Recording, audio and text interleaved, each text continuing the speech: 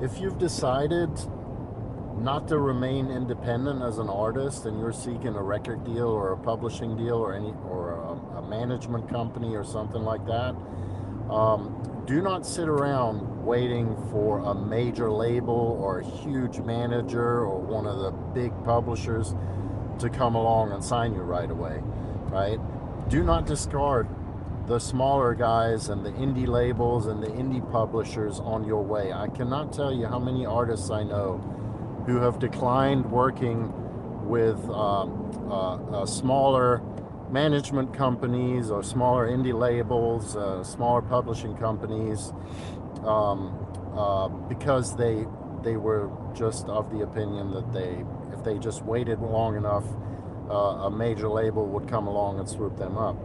You know, it's exceedingly rare to get signed by a major label. It's even more rare, it practically never happens, to get signed by a major label as your first deal. It's not that it never happens, sure, but realistically it's a lot more likely that you're going to have a deal with some other label, or you're going to have a smaller manager at first, and eventually bigger things will grow out of that. Do not discard the small guys.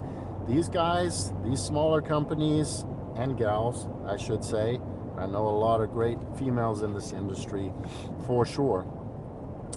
They have been out there in the trenches, and even though they might not be running a major label or a huge artist management company, they have been out there in the trenches, and they know people. And they can leverage those relationships on your behalf.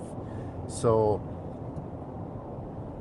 by all means, vet whoever it is that comes your way and is trying to work with you, you know, but have that conversation. Ask them, what have you been able to do for some of the other artists you've worked with, you know, and just kind of hear them out, because a lot of times they can move you towards your end goal a lot more expediently than you can by yourself, by just sitting there waiting for a major to come along.